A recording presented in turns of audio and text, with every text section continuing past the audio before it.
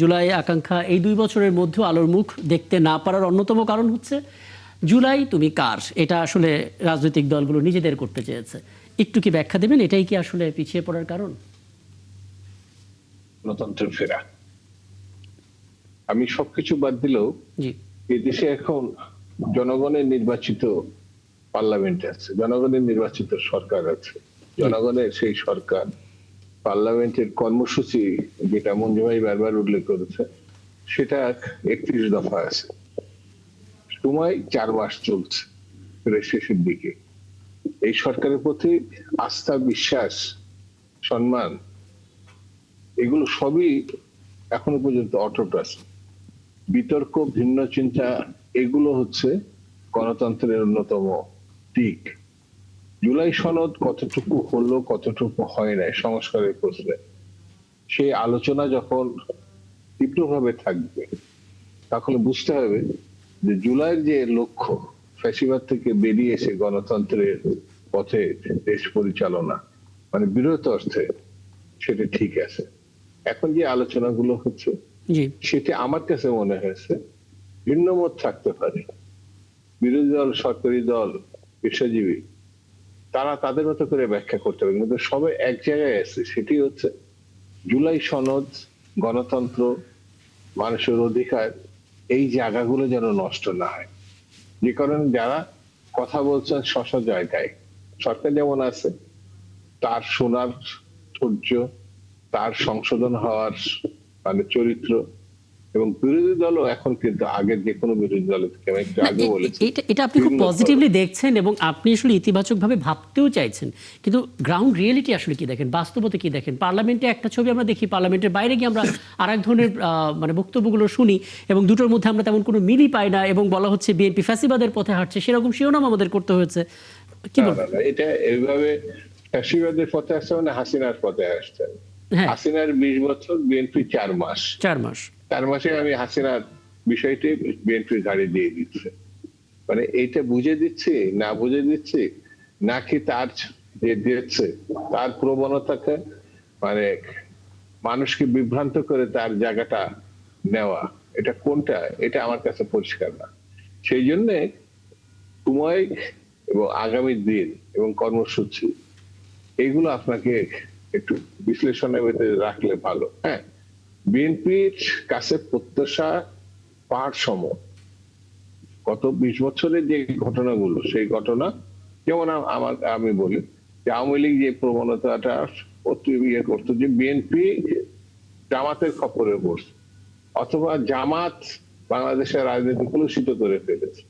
আরে ভাই, জামাত তো জামাতের রাজনীতি করবে, বিএনপি বিএনপি রাজনীতি করবে, কিন্তু একটা সিল মেরে দিয়ে আওয়ামী লীগ একক সুদে কর্তৃত্ব, এই করতে করতে তারা কর্তৃত্ববাদের একটা মডেলে রূপান্তরিত হয়ে গেছে।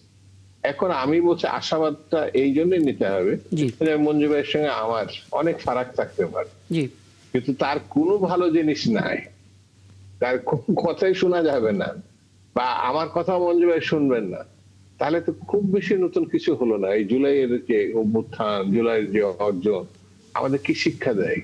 শিক্ষাটা যে ফ্যাসিবাদ থেকে গণতন্ত্রে আমাদের যেতে হবে। মোটাদাকের কথা বলছে, আর সংস্কারের বিভিন্ন পথ, বিভিন্ন লক্ষ্য, বিভিন্ন জায়গা এগুলো আছে, যেমন গণভোটের প্রশ্ন থাকতে পারে, পার্লামেন্টে আলোচনা, নানান জিনিস থাকতে পারে।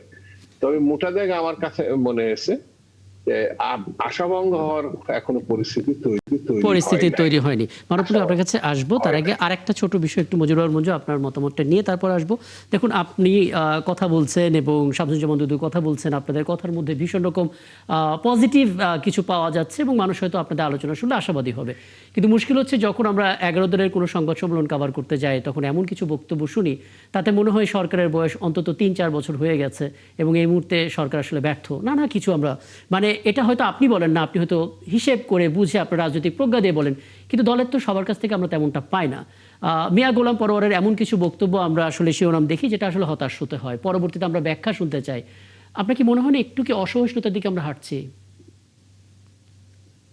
জুলাই অভ্যুত্থানের পর থেকেই আমাদের মধ্যে এক ধরনের অস্থিরতা এবং অসহিষ্ণুতা কাজ করছে। এটা হওয়াটা স্বাভাবিক, কারণ আমরা হঠাৎ করে এমন একটা পরিবেশ পেয়েছি হঠাৎ করে যখন মানুষ একটা স্বাধীন একটা পরিস্থিতি পায়, তখন তো একটা এক্সপ্রেশন অফ মুডটা নানা রকমের ফ্ল্যাকচুয়েট করে। তবে আমি আপনাকে একটা কথা বলি, এখানে বারবার যেটা বলা হচ্ছে যে বিএনপি 4 মাসের সরকার, আমি কিন্তু বিএনপি কে 4 মাসের সরকার বলি না, আমি বলি বিএনপি কে 22 মাসের সরকার। কারণ 18 মাস যেটা ছিল, সে 18 মাসে আপনি যদি দেখেন যে বিএনপি বাংলাদেশের রাজনীতি লিড করেছে কিভাবে, দেখেন 18 মাস শুরুটাই ওই সময় হয়েছে তো আমাদেরকে বলতো যে মানে ওই সময় অন্তর্বর্তী সরকার নেপথ্যে সবচেয়ে শক্তিশালী ছিল জামাত ইসলামী, অর্থাৎ জামাত ইসলামী তখন সবচেয়ে প্রোটাগনিস্ট রোল প্লে করেছে অন্তর্বর্তী সরকারের সময়। এটা আমরা শুনি। আমি আপনাকে বলছি জামাত ইসলামী কিন্তু তার নিষেধাজ্ঞা প্রত্যাহার হয়েছে অনেক পরে। 18 মাসের শুরুটাই হয়েছে বেগম খালেদা জিয়ার মুক্তি দিয়ে। 18 মাসের শুরুটাই হয়েছে বিএনপির হাজার হাজার নেতা কর্মীর জেল থেকে মুক্তি দিয়ে। হ্যাঁ, জামাতের লোকেরাও মুক্তি পেয়েছে। অর্থাৎ 18 মাসের সরকারে আপনি যদি দেখেন, যদি একদম ভুলে না যান স্মৃতি, তাহলে দেখবেন প্রত্যেক ক্ষেত্রে বিএনপি জামাতের একটা প্রাধান্য ছিল। আমরা যখন ঐকমত্য কমিশনে বসেছি, আমরা দেখতাম যে বিএনপি জামাত আর এনসিপি এক পাশে বসেছে, বাকি আমরা সবাই এক পাশে বসেছি। এবং আমরা কিন্তু সেখানে হাসি ঠাট্টা করে এটাও বলতাম যে ওই তিনটা দল হচ্ছে সিকিউরিটি কাউন্সিল আর আমরা হচ্ছে জেনারেল কাউন্সিল, মানে জাতিসংঘের এইভাবে পার্থক্য করতাম। আপনি দেখবেন জাতিসংঘে যখন সরকার প্রধান গিয়েছেন, সেখানেও বিএনপির প্রতিনিধি, জামাতের প্রতিনিধি, এনসিপির প্রতিনিধি নিয়ে গিয়েছেন। এবং এইভাবে আপনি যদি নিয়োগ প্রক্রিয়াও দেখেন, এটার ছাপ দেখতে পাবেন। এবং আপনার মনে থাকার কথা, তারেক রহমান যখন দেশে ফিরেছেন, তিনি মোর দেন একটা রাষ্ট্রের প্রধানের চাইতে বেশি প্রোটোকল। আপনি তখন যদি তারেক রহমানের প্রোটোকল আর আজকের উনি প্রধানমন্ত্রী হিসেবে প্রোটোকল দেখেন, আপনি দেখবেন আকাশ পাতাল তফাৎ দেখবেন। তখন তারেক রহমানের কি পরিমাণ প্রোটোকল ছিল। তারপরে তারেক রহমান কি বেনিফিট পেয়েছেন দেখেন, উনি আসার পরে একদিনের মধ্যে ওনার পাসপোর্ট, একদিনের মধ্যে ওনার ভোটার আইডি, একদিনের মধ্যে সবকিছু হয়েছে। আমি বলছি না যে এখানে কোনো কিছু মানে ম্যাল ফাংশন করেছে, আমি বলছি যে এই বেনিফিটটা বিএনপি এনজয় করেছে। এবং আপনার মনে থাকার কথা, 6 থেকে 7 হাজার বিএনপির নেতাকর্মীকে বহিষ্কার করা হয়েছিল চাঁদাবাজির একটা অভিযোগের কারণে দলের পক্ষ থেকে। তার মানে কি? তার মানে বিএনপির লোকেরা সমাজের প্রত্যেক জায়গায় প্রভাব বিস্তার করেছে। জামাত কি করে নাই? অবশ্যই জামাতও করেছে। আমার কথা হচ্ছে যে অন্তর্বর্তীকালীন সরকার বলে যেটা ছিল, শুধু উপরে উপদেষ্টাদের বাইরে নিচের দিকে বিএনপি এবং জামাতের একেবারে একচ্ছত্র একটা দাপট মানে অবস্থা তৈরি হচ্ছে। সেই জায়গা থেকে আমি বলছি না যে বিএনপি মাত্র 4 মাসের সরকার, বিএনপির প্রভাব বুঝতে পারছি। তার মানে সেই অন্তর্বর্তী সরকারের সময় প্লাস এই 4 মাস মিলে আপনি বলছেন 22 মাসের সরকার বিএনপি। আচ্ছা, আমি এটা একটা ধরেন এক ধরনের মানে উদাহরণ হিসেবে বলছি। আমি যেটা বলতে চাচ্ছি, আমি এখনো বিশ্বাস করি বিএনপির পক্ষে হাসিনার মতো ফ্যাসিবাদ হওয়া সম্ভব না। যেহেতু একটা ডেমোক্রেটিক পার্লামেন্ট আছে, যেহেতু একটা জুলাই অভ্যুত্থানের অনুপ্রেরণা আছে, আমি বিশ্বাস করি না, জামাত যতই ব্লেম করুক, আমি বিশ্বাস করি না যে বিএনপি হাসিনার মতো ফ্যাসিবাদ হতে পারবে। তবে বিএনপির মধ্যে প্রবণতা আছে একদলীয় শাসন কায়েমের মতো প্রবণতা। কারণ এই পর্যন্ত যতগুলো নিয়োগ হয়েছে, বিএনপি যদি কমিটমেন্ট না করতো, আমি বিএনপিকে দোষ দিতাম না। বিএনপি কমিটমেন্ট করেছে যে তারা দলীয়করণ করবে না, তারা মেধার ভিত্তিতে দেখবে। আমি আসলে আলাপ থেকে বেরোবো। আপনার যে পয়েন্টগুলো বললেন একেবারে স্পষ্ট, বরাবরের মতো করে বললেন। মারুফ মল্লিক, আপনাকে দিয়ে শেষ করবো এই অংশটা। বিএনপি কখনো ফ্যাসিবাদের পথে হাঁটবে না, এটা এখনো মুজিবুর রহমান মঞ্জু খুব ভালো মতো বিশ্বাস করেন, সাধারণ জনগণও বিশ্বাস করেন বিধায় ভোটটা দিয়েছেন। কিন্তু একদলীয় শাসন কায়েম করার একটা প্রবণতা আছে। দুটোর মধ্যে কোনো ব্যাখ্যা খুঁজে পাচ্ছেন বা পার্থক্য? কে বলেছে একদলীয় শাসন কায়েম করার প্রবণতা আছে? মুজিবুর রহমান মঞ্জু ভাই আসলে ইতিহাস ভুলে গিয়েছেন। বাংলাদেশে বহুদলীয় গণতন্ত্রের যাত্রা শুরু হয়েছিল বিএনপির হাত ধরে। উনি আগে যেই দলটি করতেন, 71-এর স্বাধীনতার বিরোধী শক্তি ছিল যারা, সেই দলটি বাংলাদেশে আরেকবার রাজনীতি করার সুযোগ পেয়েছিল বিএনপির প্রতিষ্ঠাতার হাত ধরেই, তার কারণেই। সো এইটা হচ্ছে ধরেন দোষারোপের রাজনীতি। হ্যাঁ, মানে আপনাকে দোষ দিতে হবে, তাই দোষ দেয়।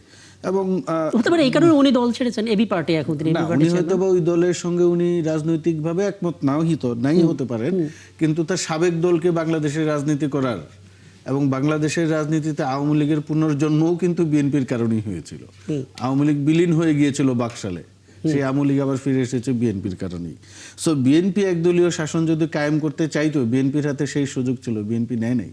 বিএনপি বরং মনে করেছে সবাইকে নিয়ে রাজনীতি করি, দেশ পুনর্গঠন করি। তো তার ফলাফল আমরা আবার দেখতে পাচ্ছি। যাই হোক, আমার কাছে মনে হচ্ছে যে জুলাইয়ের যে জুলাইয়ের যে ভূমিকা নিয়ে যে আমরা কথা বলছি, মূল বিষয়টা হচ্ছে আমি খুব একটা হতাশ না। জুলাই আমাদের কতটুকু চেতনার জায়গা থেকে যদি বলেন, আমি হতাশ না, কারণ আমি খুশি এই অর্থে যে জুলাইয়ে আমরা শেখ হাসিনাকে তাড়াতে পেরেছি, এটাই তো যথেষ্ট। আর বাকি যেসব কথাবার্তা হচ্ছে এগুলো সময় লাগবে, আপনার রাতারাতি রাষ্ট্রের পরিবর্তন করা যায় না। সময় লাগবে, কিন্তু বিরোধী দলের প্রতি তো আস্থা, মানে তাদের তো আস্থারও প্রয়োজন আছে। আর বিরোধী দল যদি সেই আস্থাটাই না থাকে, বিরোধী দল হচ্ছে ওই যে আমি বারবার যেই কথাটা বলি যে আপনার আওয়ামী লীগের কুঅভ্যাস তাদের ঘাড়ে ভর করেছে, বিভিন্ন সরকারি দলকে অহেতুক মানে দোষারোপ করা। আপনার এই সংস্কারের সবচেয়ে যৌক্তিক কারণ হিসেবে তারা বলেন যে ভবিষ্যতে যেন আর কোনোদিন ফেসিবাদ না আসে। পৃথিবীর কোথাও কোনো দেশে আইন করে ফেসিবাদ নিষিদ্ধ করা যায়? সিস্টেম করে তো করা যায় না, সিস্টেম করেও করা যায় না। আপনার সবার আগে যেটা করতে হবে, শাসন কাঠামোর পরিবর্তন করতে হবে, জবাবদিহিতা নিশ্চিত করতে হবে। মানে এগেইন আমি যেটা বারবার বলি, রিপিটেডলি বলি, যে জনগণের ক্ষমতা জনগণের হাতে ফিরাই দিতে হবে।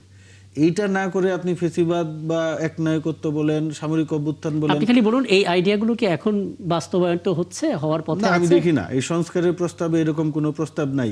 মঞ্জু ভাইরা এতক্ষণ ধরে যা বলে গেলেন পাওয়ার শেয়ারিং এর বিষয়, ওনারা ধরেই নিয়েছেন বিএনপি ক্ষমতায় যাবে, বিএনপির কাছ থেকে কতটুকু পাওয়ার তারা শেয়ার করতে পারেন। তারা চেষ্টা করেছেন বিএনপিকে একটা যে আমরা বলি না দন্তহীন বাঘে পরিণত করতে চেয়েছিলেন, যে বিশাল বড়, দেখতে মনে হবে অনেক শক্তি, কিন্তু তাদের নেলস থাকবে না। সেই জিনিসটা বিএনপি করতে দেয় নাই। এই হচ্ছে মূল রাজনীতি। আপনি এখন কি জুলাই আকাঙ্ক্ষা পূরণ নিয়ে হতাশ নাকি? আমি হতাশ না, আমি মনে করি যে আমরা শেখ হাসিনাকে তাড়াতে পেরেছি, তার মানে এই আকাঙ্ক্ষা পূরণ করা সম্ভব, একটা আমাদের এটা অর্জন। এবং এই যে আমাদের যে, আমি একটু শেষ করে দেই, আমাদের এখন যে মেজর চ্যালেঞ্জেস গুলো কি কি? সবচেয়ে বড় চ্যালেঞ্জ হচ্ছে জব ক্রিয়েশন। আমাদের প্রায় 4 কোটি বেকার আছে, নতুন অনেক ছাত্রছাত্রী পাশ করে জব মার্কেটে ঢুকবে, সেই জব ক্রিয়েশন তৈরি করতে হবে আমাদের। অ্যাকাউন্টেবিলিটি নিশ্চিত করতে হবে, ট্রান্সপারেন্সি আনতে হবে। এই পয়েন্টগুলো নিয়ে আলাপটা শেষ করে এখানকার, এবং আপনাদের দুজনকে অনেক ধন্যবাদ আমাকে সময়টা দেওয়ার জন্য।